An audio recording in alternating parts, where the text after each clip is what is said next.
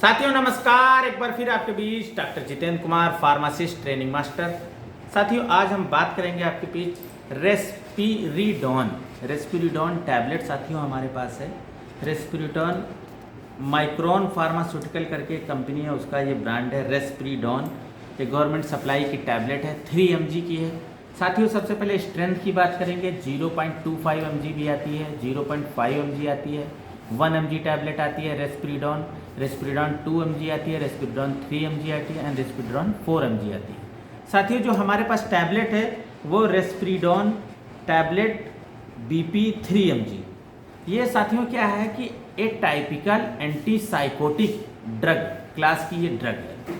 साथियों सबसे पहले इसके डिस्क्रिप्शन के बारे में बात करेंगे, यूजेस की बात करेंगे, साइड इफेक्ट की बात करेंगे, प्रिकॉशन की बात करेंगे, इंट्रक्शन की बात करेंगे, डोजेस की बात करेंगे और ब्रांड्स की बात करेंगे। तो सबसे पहले डिस्क्रिप्शन जानेंगे, रेस्पिरिडोन है क्या।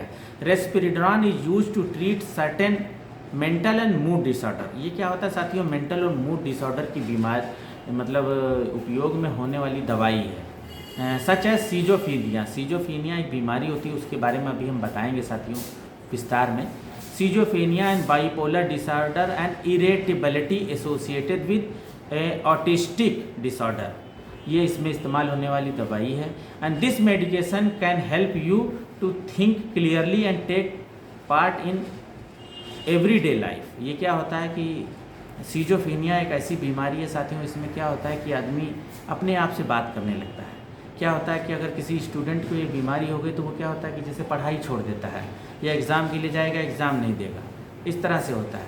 अपने आप से बात करके हंसने लगना या किसी तरह का डर, जैसे किसी के घर गया है, अगर किसी को सीजोफेनिया बीमारी है और वो उसके घर का कोई पानी देता है तो वो शक करेगा कहीं कुछ पानी में मिला तो नहीं है। एक उसके अंदर वहम होता है, तो उसको हम सीजोफेनिया जो है उसकी इंग्लिश है, इस तरह की बीमारी है।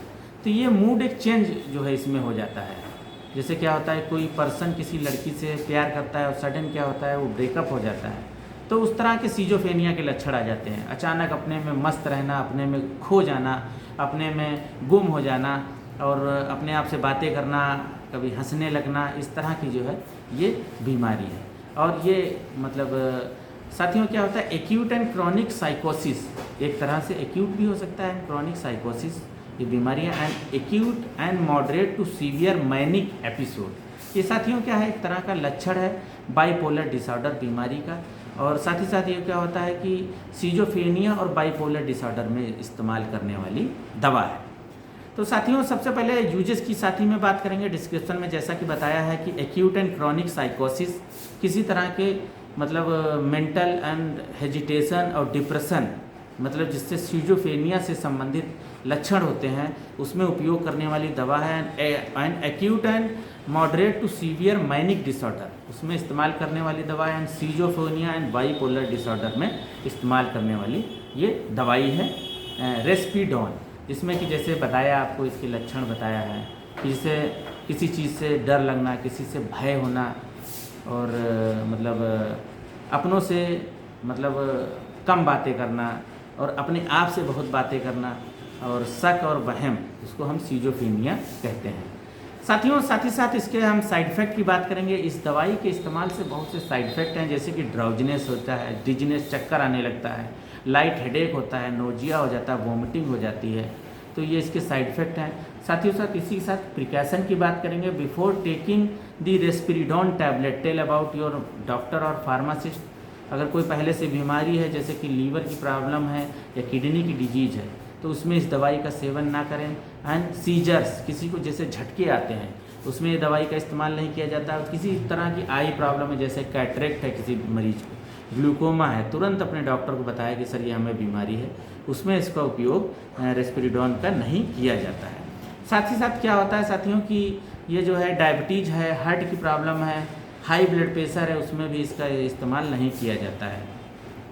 इसका जो है बहुत दवाइयों के साथ इंट्रक्शन भी होता है। तो इंट्रक्शन विद मेडिसिन्स लाइक एल्प्राक्स, जो एल्प्राक्स दवाई है, या लोराजीपाम है, क्लोनाजीपाम है और एल्प्राजोलाम है, और एंटीहिस्टामिन जितनी भी है, और सिट्रीजीन है, तो और कफ सिरप हैं, इनके साथ इस दवाई का जो है सेवन नहीं करना चाहिए। इसलिए जो है डॉक्टर को पहले ही ये बताएं कि अगर कोई बीमारी या कोई दवाई चल रही है या पहले अगर इस दवाई का इस्तेमाल किया है और वो मतलब प्रॉब्लम कर रही है तो इसको जो है इस्तेमाल ना करें।